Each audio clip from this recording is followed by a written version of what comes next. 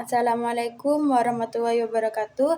Yang saya hormati Kiai Haji Muhammad Hasan Mutawakkil Allah SHMM. Yang saya hormati Rektor Unzah Bapak Abdul Aziz Wahabi AMAG. Yang saya hormati dosen Makul Ibu Endah Triwisudaningsi MPD. Dan saya di sini kelompok 9 akan menjelaskan tentang lingkungan pembawaan keturunan. Menumpuk barang atau ikhtiar, menurut mayoritas ulama jamhur, mengumpulkan barang atau ikhtikar atau menimbun barang untuk menaikkan harga dan mendapatkan keuntungan yang lebih besar hukumnya haram. Ini berdasarkan hadis Nabi Muhammad SAW yang menyatakan bahwa menimbun adalah orang yang berdosa. Tidaklah menimbun barang kecuali orang yang berdosa. Hadis riwayat Muslim. Menimbun barang yang menyebabkan kekalahan di pasar dan merugikan masyarakat bertentangan dengan prinsip keadilan dan kemaslahatan umum dalam Islam. Oleh karena itu, praktek ini dilarang oleh agama Islam dan hukumnya haram. Yang pertama pembawaan. Pembawaan menunjuk pada karakteristik, sifat, atau ciri-ciri yang melekat pada seseorang sejak lahir atau yang berkembang secara alami tanpa banyak mempengaruhi dari lingkungan luar.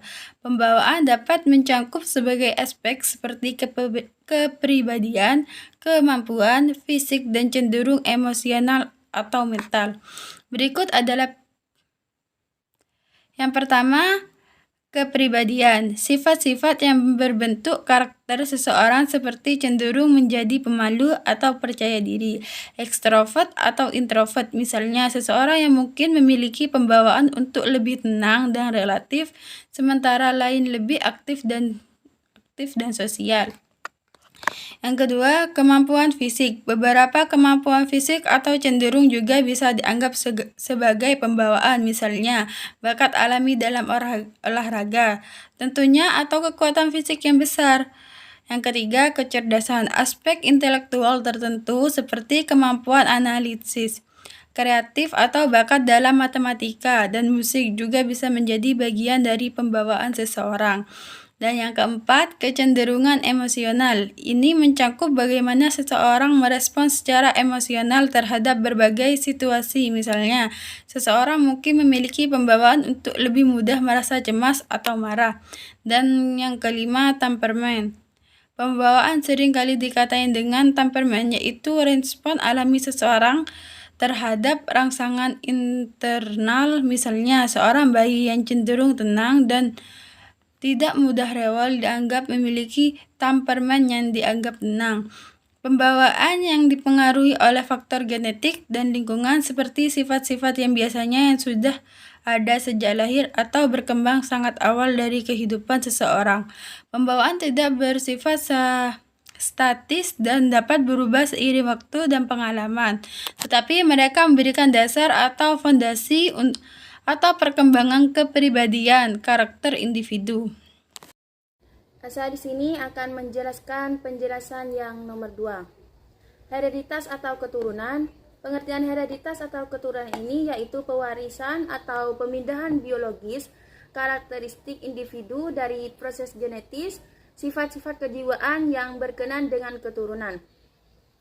Tetapi sampai sekarang penyelidikan itu masih belum dapat dikatakan memuaskan hasilnya. Adapun beberapa faktor yang menyulitkan terlaksananya penyelidikan tersebut dengan baik, antara lain yaitu pada manusia tidak dapat dilakukan persilangan menurut rencana tertentu.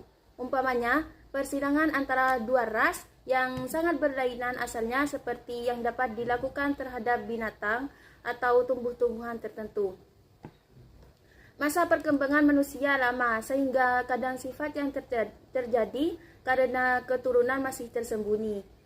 Masih hidup suatu generasi tidak akan mungkin mengadakan pengamatan.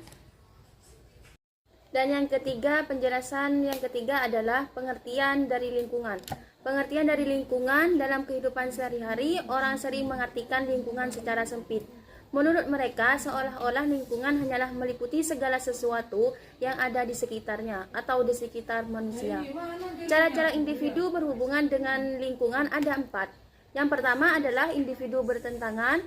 dengan lingkungan, dan yang kedua adalah individu menggunakan lingkungan, yang ketiga adalah individu berpartisipasi dengan lingkungan, dan yang keempat adalah individu menyesuaikan diri dengan lingkungan. Dari keempat hubungan tersebut bisa dirangkum bahwa sebenarnya individu itu senantiasa berupaya untuk menyesuaikan diri dalam arti luas dengan lingkungannya.